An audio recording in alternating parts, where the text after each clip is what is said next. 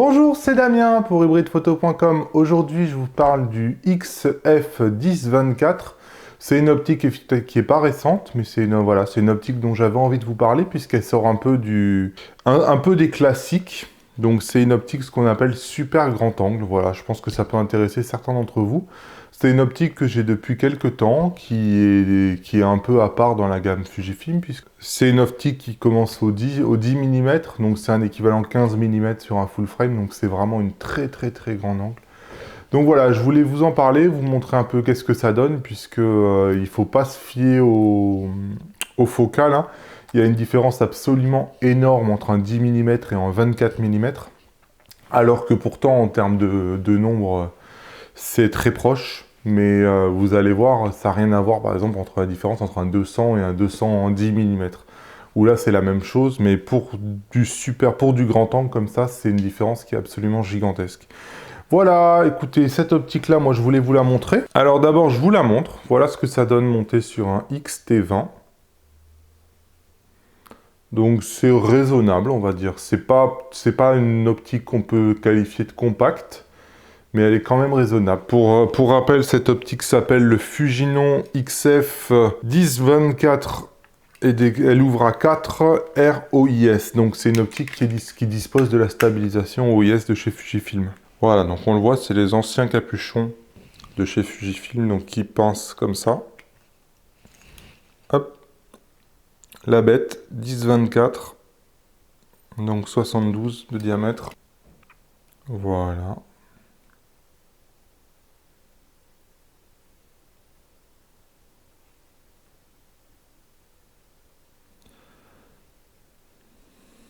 Qu'est-ce qu'on peut en dire? On remarquera que la bague, ici, pour régler l'ouverture, n'est pas graduée. Donc, impossible de savoir si vous ouvrez à 2, si vous êtes en automatique, si vous ouvrez à 16, si vous ouvrez à 22. Voilà, c'est pas terrible, je trouve. Fujifilm nous a habitués à graduer sa bague d'ouverture. C'est pas le cas ici. Donc voilà, une bague pour régler le zoom ici. Donc vous avez un indicateur de focale et une bague pour la mise au point ici. Au niveau des boutons, comme vous pouvez le voir, vous avez le choix entre activer ou désactiver la stabilisation et vous avez un bouton pour passer en automatique. Puisque la bague d'ouverture n'étant pas graduée, c'est difficile de savoir où est-ce qu'on en est. Donc ici, vous pouvez vous mettre en automatique via le bouton. Voilà, cette optique coûte environ 1000 €.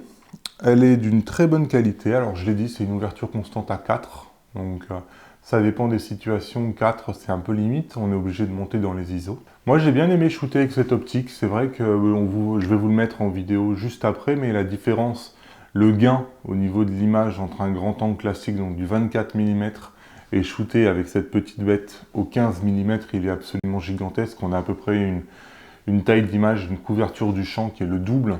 Donc c'est sûr que c'est pas la même chose. Après, on voit des effets de bord puisqu'on se rend compte qu'il faut vraiment faire très attention avec les perspectives.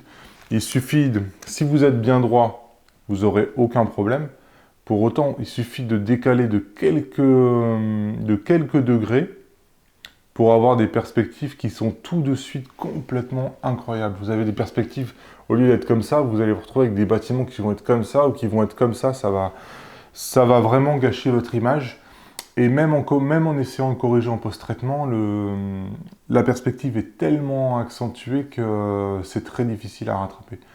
Donc c'est des appareils qui sont un peu exigeants, beaucoup plus exigeants qu'un 24 mm par exemple. C'est des appareils qui sont faits pour faire de l'architecture. Moi je les ai conseillés, je les fais utiliser à des agents immobiliers, puisque c'est des appareils pour faire de l'immobilier, pour faire des photos de maison, pour faire des photos de pièces qui je trouve sont très bons. Ça donne une impression de volume, ça permet de voir beaucoup plus de choses que du 24 mm. Mais bon, voilà, c'est des appareils qui ne sont pas faits pour faire des photos classiques. Il faut vraiment savoir les utiliser à cause notamment de ces déformations. Et il faut savoir les utiliser aussi puisque c'est fait pour du paysage ou de l'architecture. Voilà, en termes de qualité, moi j'ai trouvé cet objectif. Voilà, en termes de qualité, moi j'ai trouvé cet objectif très bon, j'ai vraiment rien à lui dire.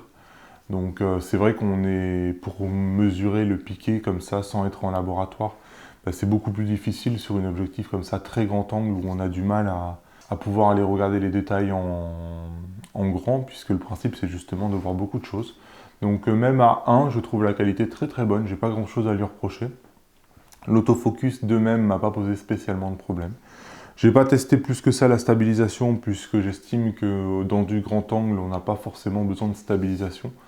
Bien que comme il ouvre à 4, ça peut être une réponse aussi de la part de Fujifilm, de dire bah, il ouvre à 4, mais vous pouvez prendre des, puisque c'est fait pour du paysage, donc des sujets qui sont plutôt immobiles, vous pouvez prendre des photos à des vitesses très très basses.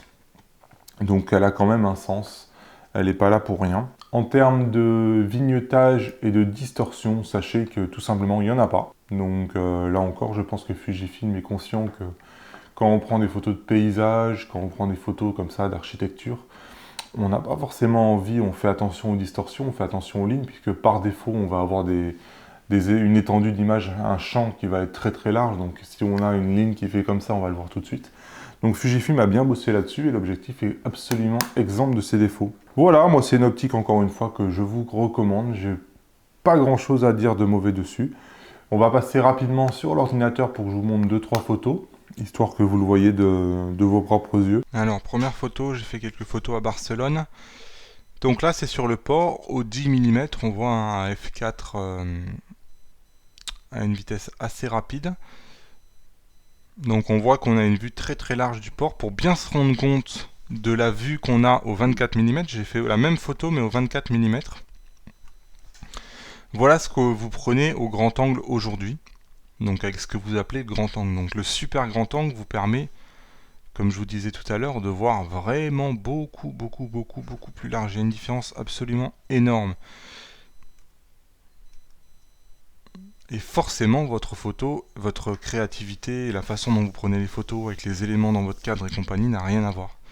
C'est vraiment une optique qui vous ouvre un champ des possibles qui est largement différent de ce que vous pouvez avoir aujourd'hui. A l'inverse, on se rend compte avec cette optique, là par exemple c'est la Sagrada Familia, à Barcelone toujours, on voit que j'étais devant, j'ai essayé au maximum d'être parallèle à la cathédrale. Pour autant, elle rentrait pas dans le champ puisque forcément c'est un objet qui est très haut et moi j'étais tout en bas. Donc l'idéal pourrait d'être surélevé, mais ça n'arrivera jamais dans ces cas-là. Et on se rend compte tout de suite que la déformation des perspectives, puisqu'on voit que au lieu d'être droite, on a des lignes fuyantes qui sont vraiment convergentes vers le ciel.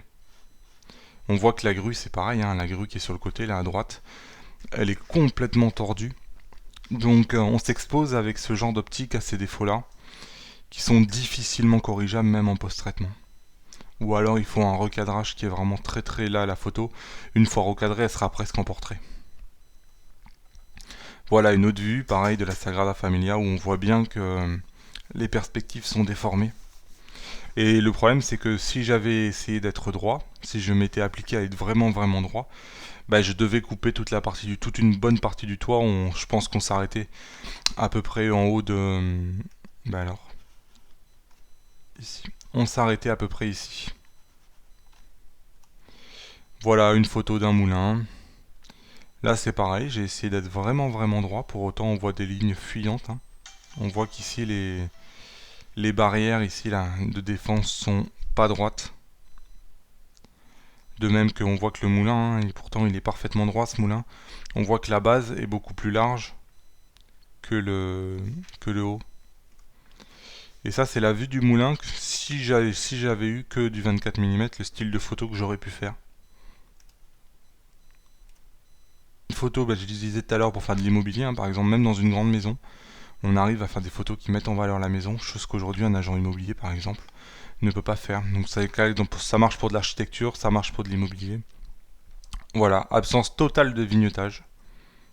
On voit que les coins sont exactement de la même couleur que le centre. Absence totale de distorsion, les lignes restent absolument droites.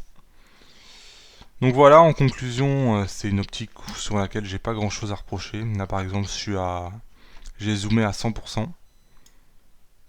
Regardez les pierres, etc., le bois, on voit tous les détails. Je vois pas trop ce qu'on pourrait reprocher à cette optique. Là pareil, je suis zoomé en 1. 1 sur la Sagrada Familia. On voit vraiment tous les détails, c'est précis, il n'y a pas de... Là par exemple, je zoome en 2 fois. Hein.